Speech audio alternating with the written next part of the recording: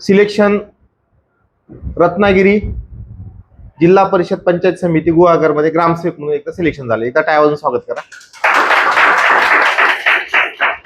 ग्रामसेवक हे जे पद आहे त्याला 12वी पास लागतं. पण त्यांनी जेव्हा एक्झाम दिलेली होती, बरोबर, कोणतं चालू आहे का, बंद आहे का, चालू आहे? एक्झाम त्यांनी दिलेली होती, पण बाकी नंतर त्याच्यानंतर त्यांनी क्लास जॉईन केला. क्लासमध्ये पण तो सिन्सिअरनेसने अभ्यास करायचा, कधी गडबड नाही, फडफड नाही, काही नाही. त्याचं काम, तू इथं कोपऱ्यात बसायचा, यायचा, अभ्यास करायचा, जायचा. पहिल्या दिवसावर त्याला मी ओळखलं होतं की तू 100% कधी ना कधी पास होशीलच. कारण काय होतं, स्टुडंट जेव्हा येतो, ज्यावेळेस ऍडमिशन घेतो, त्यावेळेस आपल्या लक्षात येतं की हा किती सिन्सिअरनेसनी करतोय, याला किती जॉबची गरज आहे किंवा किती अभ्यास करतोय, लक्षात येऊन जातं आम्हाला. आता रोजचे ते स्टुडंट बघतो, आपला अंदाज येतो ना की हा होईल नाही होईल. एक अनुभव आला, तो ऑलरेडी ऍग्री कॉस होता, त्यांनी पुढे क्लासची इन्क्वायरी केली, डायरेक्ट आला माझ्याकडे ऍडमिशन घेऊन टाकलं. पण त्याला मी सगळ्या गोष्टी सांगितल्या की तू प्रिपेअर करत राहा, होईल. पण पहिल्याच अटेम्प्ट मध्ये ऍग्रिकल्चरच्या इंटरव्ह्यूला जाणं फार मोठी गोष्ट असते. तो पहिल्याच अटेम्प्टला म्हणजे तू तालुका कृषी अधिकारीच्या याला इंटरव्ह्यूला होता, पण त्याला मेन्सला मार्क्स कमी पडले थोडेसे. पेपर त्याला आणखी 15 दिवस एक्स्ट्रा राहिले असते तर त्यांनी ती पण परीक्षा क्लिअर केली असती. पण अभ्यासाला वेळ कमी पडला. सिलेबस मोठा असतो ना, अभ्यासाला वेळ कमी असतो, त्याच्यामुळे नाही त्याच्यात मेन्स देऊन इंटरव्ह्यूला सिलेक्शन नाही झालं. पण नशीब बघा, शेवटी होणार असेल कुठली तरी गोष्ट ती घडतेच. आणि काही दिवसात ही जी एक्झाम दिली होती त्याला मेल पण आला, बोलवलं पण, लगेच जॉईनिंग पण देऊन टाकली. जॉईनिंग लेटर सोमवारी, लगेच जॉईनिंग सोमवारी त्याला बोलवलेलं पण. म्हणजे विदिन 2-3 दिवसात सगळ्या गोष्टी झाल्या. मग याच्या प्रवासात त्याला काय अनुभव आले किंवा काय वाटलं, पास झाल्यानंतर किती कॉल आले, काय थोडक्यात 2-3 शब्द बोला. आता तू एक देवरे अकॅडमीचा विद्यार्थी म्हणून सांग, काय मदत तुझी? संध्याकाळी तरी 8:30ला मेल आलेला आहे. त्यापासून फोन चालू झाले, स्टेटस वगैरे, चार्जिंग संपून गेली मोबाईलची सगळी. दुसऱ्या दिवशी पण तेच सगळं.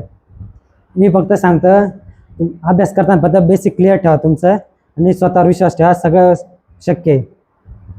हेच माझं म्हणणं आहे तुम्हाला. फक्त बेसिक क्लिअर ठेवा, सगळे तुमचे प्रश्न सोडवता येतील तुम्हाला. त्याच्यानंतर घरचे काय म्हटले मग?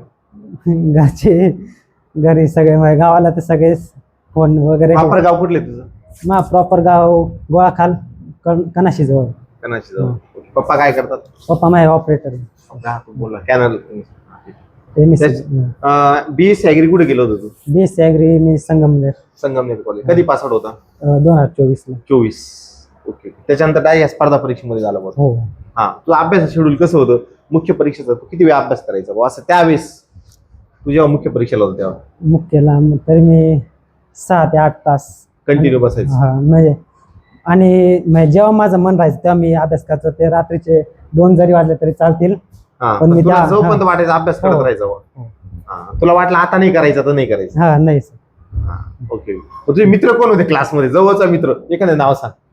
मित्र ओमकार, जगदीश. जगदीश कुठे गेला? पेपर चालू आहे, त्याचे पेपर चालू. हा, आणखी कोण होतं जवळचं? ते दोघं आणि तो शक्ती एक होता. हा, बघा त्याचे मित्र पण होते, पण ठराविक तो त्याच्यात राहायचा, यायचा, बसायचा, अभ्यास करायचा.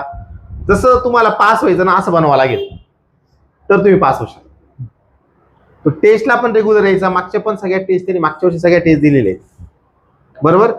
ज्यावेळेस त्याला शिकण्याचा जो पिरियड, त्यावेळेस त्यांनी खूप चांगलं शिक्षण घेतलं, सगळे सब्जेक्ट पण कम्प्लीट केले.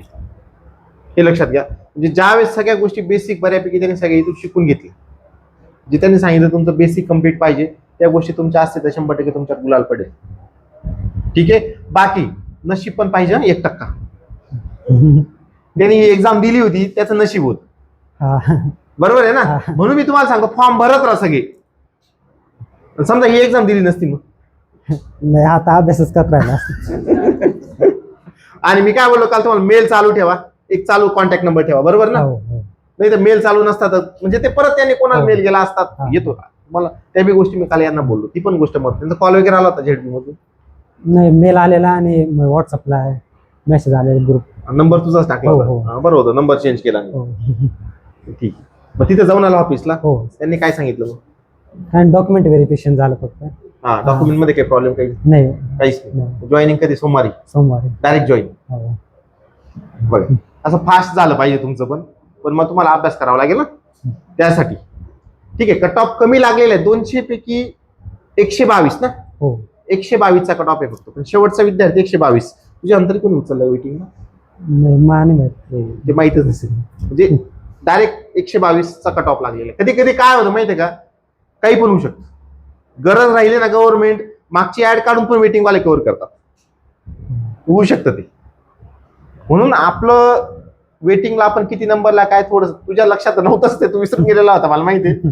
अचानक तुझं नशीब चांगलं, पण लक्षात ठेवायचं कधी ना कधी वेटिंग पण क्लिअर होते. ठीक आहे, बाकी काही नाही. बाकी तुला खूप खूप शुभेच्छा. तू पास झाला. एक आवडता विद्यार्थी होता माझा, कंटिन्यू तो होताच लक्षात. त्याला म्हणत तू होईल होईल, तो झाला. आनंद झाला मला. फक्त कधी आलो तर तिकडे मला मासे वगैरे खाऊ घाल. हो सर. ठीक आहे, एकदा टाळ्या वाजून परत स्वागत करा. थँक्यू.